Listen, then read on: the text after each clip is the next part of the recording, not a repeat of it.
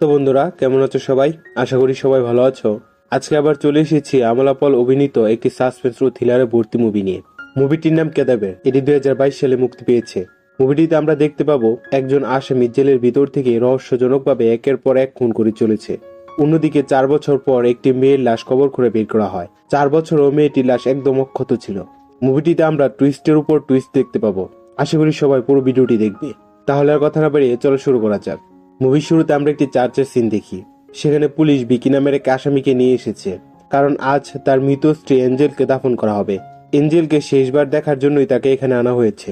এঞ্জেলকে দেখে বিকি রেগে ক্ষোভে মনে মনে বলতে থাকে যে যারা যারা তার স্ত্রীর এই অবস্থা করেছে সে তাদের কাউকেই ছাড়বে না। এর পরের সিনে আমরা হার্ট সার্জন সেলিম রহমানকে দেখি নির্জন রাস্তা দিয়ে গাড়ি চালাচ্ছে। হঠাৎ তার কাছে আননোন নাম্বার থেকে ফোন আসে। সেখানে বিকির বলা ওই কথাগুলো বাজতে শুরু হয়। তখনই হঠাৎ গাড়ির সামনে একটি লোক চলে আসলে সেলিম গাড়ির কন্ট্রোল হারিয়ে ফেলে। এরপর আমরা দেখতে পাই ওই লোকটি সেলিমের কাছে গিয়ে তাকে আঘাত করতে থাকে। সিন শিফট হয় কারাগারে।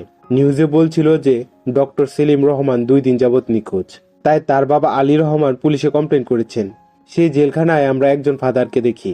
ফাদার বিকির সাথে কথা বলে এসে জেলারকে জানায় যে বিকির আচরণ কিছুটা সন্দেহজনক। পরের সিনে আমরা মর্চুরির সামনে এসআই মাইকেলকে দেখি। এক কনস্টেবল তাকে ফোন করে জানায় যে জঙ্গলের ভিতরে একটি গাড়িতে লাশ পাওয়া গিয়েছে। আগুনে পুড়ে যাওয়ায় লাশের বেহাল অবস্থা, তাই সে যেন একজন ফরেন্সিক ডাক্তার নিয়ে আসে। এরপর মাইকেল মর্চুরির ভিতরে ঢুকে ডক্টর বাদ্রার সাথে দেখা করার জন্য। মর্চুরির ভিতরে পচাগোলা লাশের বোটকা দুর্গন্ধে মাইকেলের দম বন্ধ হয়ে যাচ্ছিল। সে যেন তেন করে ভিতরে ঢুকেই দেখতে পায় যে ডক্টর বাদ্রা ওই দুর্গন্ধের মাঝে আরাম করে নাস্তা করছে। এটা দেখে মাইকেল বেশ অবাক হয়ে যায়। নিজেকে সামলে মাইকেল বাদ্রাকে বলে, জঙ্গলের ভিতরে একটি পুরা লাশ পাওয়া গিয়েছে। লাশের অবস্থা অনেকটাই খারাপ, তাই বাদ্রাকে তার সাথে যেতে হবে। এরপর তারা ওই ঘটনাস্থলে যায়।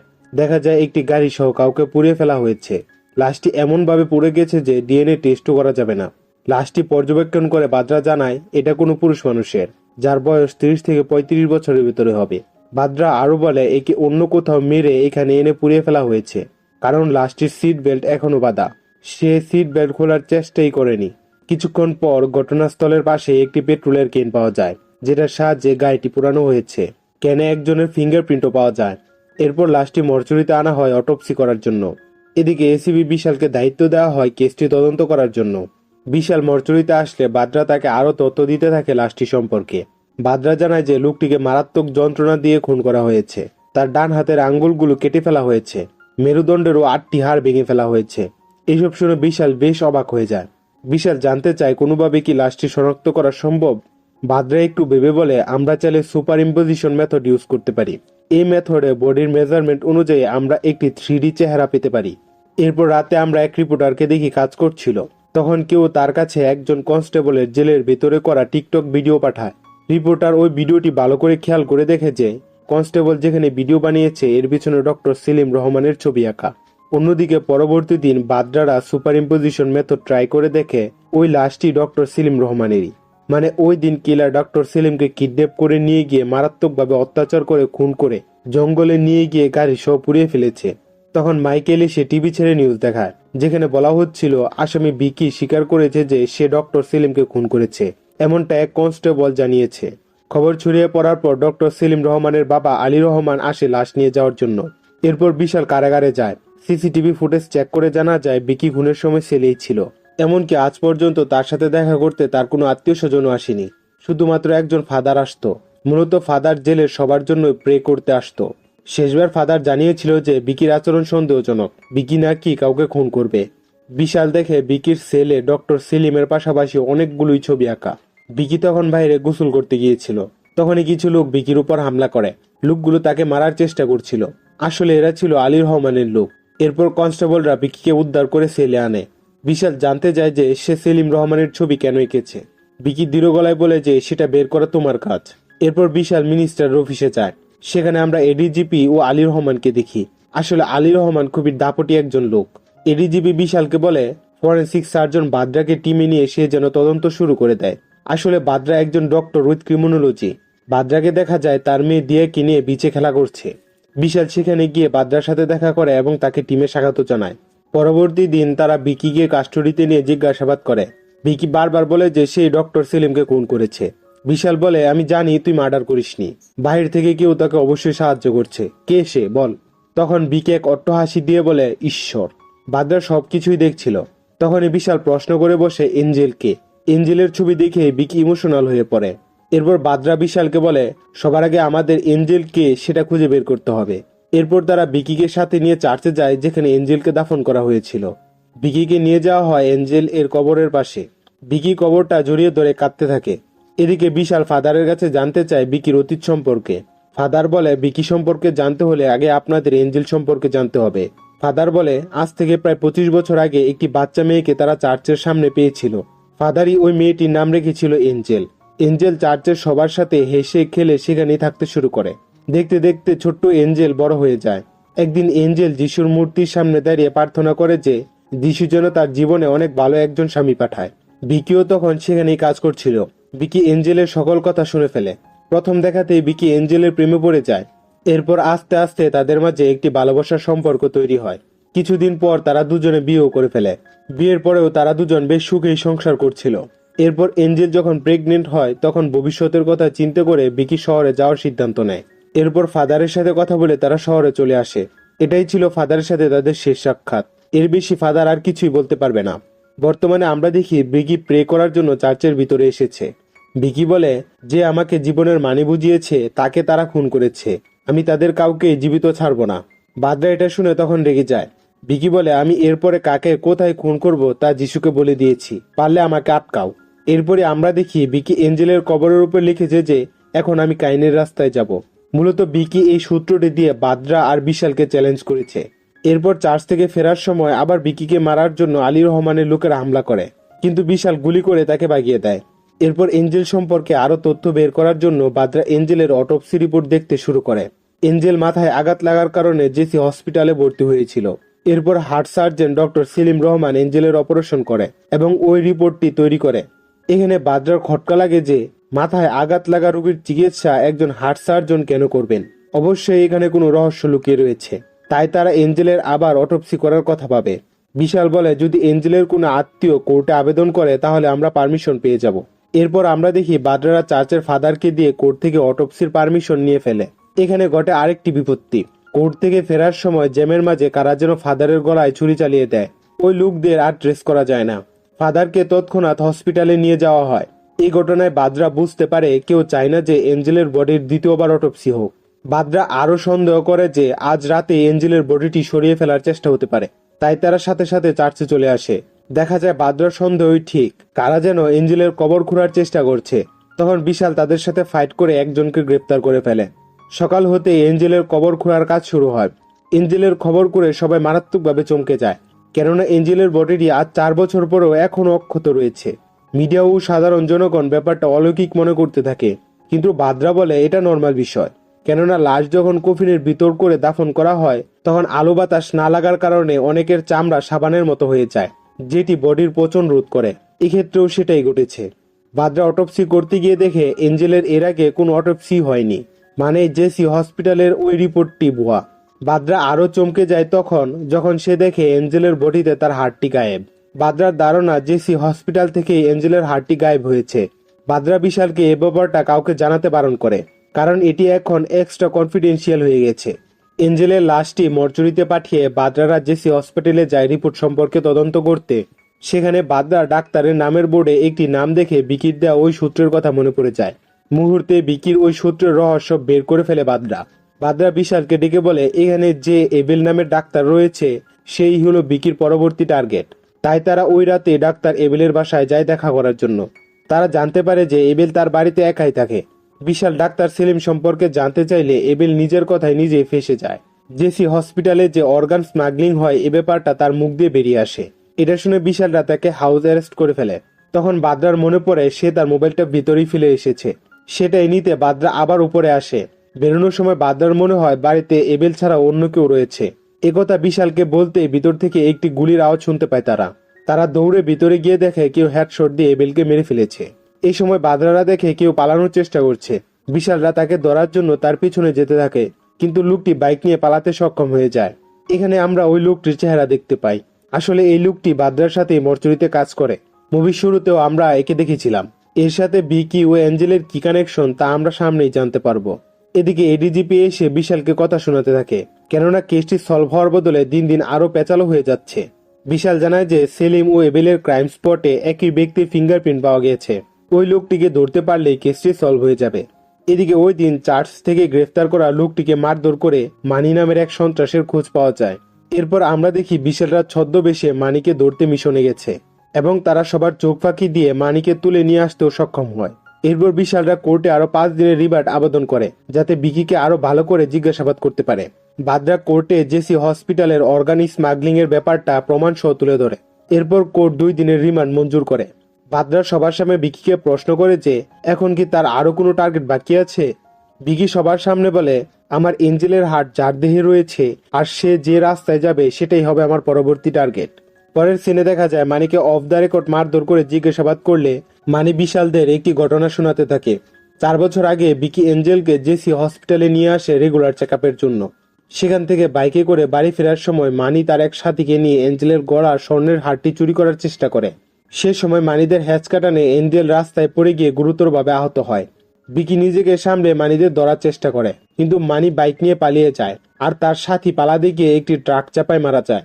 বিকি এঞ্জেলের দিকে যেতে গিয়ে দেখে জেসি হসপিটালের একটি অ্যাম্বুলেন্স এঞ্জেলকে নিয়ে দ্রুত চলে যাচ্ছে, কিন্তু মানির ওই সাথীর মৃত্যুর দায়ে বিকিকে ফাঁসিয়ে জেলে পাঠিয়ে দেওয়া হয়। এইসব শুনে বাদরা বলে, এঞ্জেলের যে হার্ট ট্রান্সপ্লান্ট হয়েছে তা আজই আমরা অটোপসি করে জানতে পারলাম, কিন্তু তুমি এটা কিভাবে জানলে? বিকি এর কোনো উত্তরই দেয় না। বিশাল আর বাদরা ধারণা করে এইসবের পিছনে চার্চের ফাদার রয়েছে।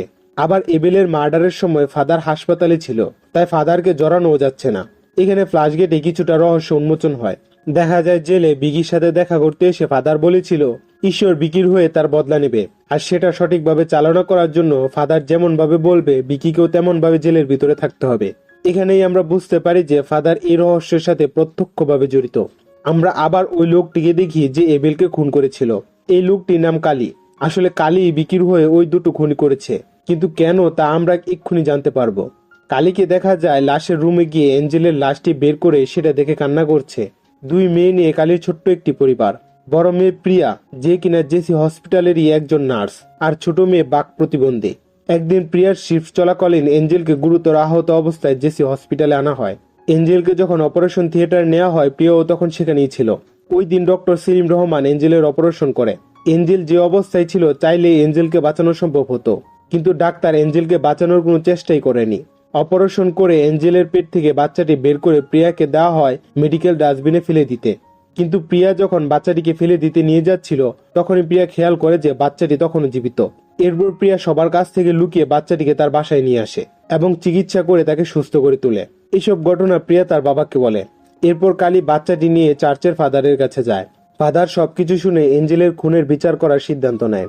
একটি মেয়ের প্রতি এমন অন্যায় সে মেনে নিতে পারে না। এরপরই ফাদার, কালী আর প্রিয়া ঠিক করে বিকি আর এঞ্জেলকে তারা ন্যায় বিচার পাইয়ে দিবে। এরপর থেকে কালী এক এক করে খুন করে চলেছে। তবে জেলের ভিতরে বিকি জানেই না যে কালী তার হয়ে খুনগুলো করছে। পরবর্তী দিন বাদ্রাকে ফোন করে জানানো হয় যে চার্চের ফাদার মারা গেছেন। বাদ্রা বিশালকে বলে যেদিন এঞ্জেল মারা গিয়েছিল মানে 26 জুলাই 2017, ওই দিনই এঞ্জেলের হার্ট ট্রান্সপ্লান্ট হয়েছিল। যেহেতু বিকি রিসিভারের পেছনে যাবে তাই তারা খবর ছড়িয়ে দেয় যে ওই দিন যাদের যাদের হার্ট ট্রান্সপ্লান্ট হয়েছে তারা যেন থানায় এসে যোগাযোগ করে। এদিকে বিশালকে মিনিস্টারের অফিসে ডাকা হয়। সেখানে এডিজিপি ও আলী রহমানও ছিল। বিশাল দেখে আলী রহমান তার ক্ষমতা প্রয়োগ করে বিশালকে এই কেস থেকে সরিয়ে দিচ্ছে, যাতে মূল সত্যটা সামনে না আসে। এখানে আমরা জানতে পারি আলী রহমানই জেসি হসপিটালের মালিক, এমনকি অর্গান স্মাগলিং এর মূল হোতাও সে। আলী রহমান বিশালকে জানায় যে ওই দিন এঞ্জেলের হার্টটি সে 2 কোটি টাকায় বিক্রি করেছিল। আরো বলে বিশাল চাইলেই সে ওই রিসিভারের নাম ঠিকানা বলে দিতে পারে। এমনকি ফাদারকেও ওই দিন আলীর লোকেরাই মারার চেষ্টা করেছিল। নিজের বদলি হয়ে যাচ্ছে জেনেও বিশাল মুচকি হেসে বলে বিকির বর্তমান টার্গেট ওই রিসিভার নয়। এখন আমি ভালোই বুঝতে পারছি যে বিকির বর্তমান টার্গেট হলেন আপনি, তাই সাবধানে থাকবেন। বিশালের পাশাপাশি বাদ্রাকে ওই কেস থেকে সরিয়ে ফেলা হয়। বিশাল বাদ্রাকে বলে কিলারের মূল মোটিভ বদলা নেওয়া নয়, কিলারের মূল মোটিভ হলো আসল সত্যটি সবার সামনে প্রকাশ করা, যার কারণে কিলার আর বিকি আমাদেরকে ম্যানিপুলেট করে চলেছে। সে রাতে মানি দেখে বিকি আরো একটি ছবি আঁকছে, আর সেই ছবিটি হলো আলী রহমানের। তার মানে বিশালের সন্দেহ সঠিক। পরের সিনেই দেখা যায় আলী রহমান ড্রাইভ করে বাসায় ফিরছিল। তখনই কালীকে দেখা যায় আলীর গাড়ির পিছনে সিটে বসে আছে। কালী তাকে কিডন্যাপ করে তার আস্তানায় নিয়ে আসে। আলী রহমানের বাঁচার জন্য কাকতি মিনতির মাঝে এই মুভির সবচেয়ে বড় টুইস্টটি আসে আমাদের সামনে। আমরা দেখি অন্ধকার থেকে একজন বেরিয়ে আসে, আর সে অন্য কেউ নয়, সে হলো বাদরা। আসলে বাদরাই হলো এই এত রহস্য ও খুনের মেইন মাস্টার মাইন্ড। বাদরা কিভাবে কি করলো তা আমরা এক্ষুনি দেখতে পাবো। আসলে বাদরা এঞ্জেলকে আগে থেকেই চিনত। একদিন বাসে ট্রাভেল করার সময় তাদের পরিচয় হয়। ওই বাসে গল্প করতে করতে তাদের মাঝে ভালো একটি বন্ধুত্ব হয়ে যায়। বাদরা স্টেথোস্কোপ দিয়ে এঞ্জেলকে তার বাচ্চার আওয়াজও শোনায়। এঞ্জেলের গন্তব্য চলে আসলে এঞ্জেল নেমে যায়। বাদরা এঞ্জেলকে বিদায় দিয়ে এসে দেখে এঞ্জেল একটি রকেট ফেলে গিয়েছে, যেটাতে একপাশে এঞ্জেল ও বিকির ছবি লাগানো ছিল। এর কিছুদিন পর বাদরা তার স্টুডেন্টদের ক্লাস করানোর সময় পুরনো কিছু অটোপসি ফাইলের মাঝে এঞ্জেলের ফাইলটি খুঁজে পায়। বাদরা বুঝতে পারে যে এঞ্জেল মারা গেছে। বাদরা কালীকে ওই রকেটটি দেখিয়ে বলে যে সে এঞ্জেলকে আগে থেকেই চিনে। এরপর কালী বাদরাকে সবকিছু বলে এবং বাদরাকে তার বাসায় নিয়ে যায়। বাদরা এঞ্জেলের বাচ্চাটিকে দেখে অনেক কষ্ট পায়। সেখান থেকে তারা পৌঁছায় চার্চের ফাদারের কাছে। এরপর তারা সবাই মিলে ন্যায় বিচার করার সিদ্ধান্ত নেয়। বাদরা প্ল্যান করে প্রিয়াকে বলে জেসি হসপিটালের সার্ভার থেকে সেই হসপিটালের সকল তথ্য চুরি করে আনতে হবে তাকে। সে যদি এটা করতে পারে তাহলে ওই হসপিটালের সকল অপকর্ম ফাঁস করে দেওয়া যাবে। প্রিয়া জানতো যে এটা খুবই ঝুঁকিপূর্ণ কাজ, কারণ হাসপাতালের সকল তথ্য ডক্টর সেলিম রহমানের পার্সোনাল কম্পিউটারে রয়েছে। তবুও ন্যায় বিচার পাইয়ে দেওয়ার আশায় প্রিয়া রাজি হয়ে যায়। তাই সেদিন রাতে ডিউটি শেষ করে প্রিয়া সেলিম রহমানের কেবিনে যায় এবং একটি পেনড্রাইভ দিয়ে সকল তথ্য যখন কপি করবে তখনই ডক্টর সেলিম তার কেবিনে চলে আসে। প্রিয়া লুকিয়ে পড়লেও সেলিমের হাতে পেনড্রাইভটি পড়ে যায়। আরেকটি খোঁজাখুঁজির পর সেলিম পর্দার আড়ালে প্রিয়াকেও দেখে ফেলে।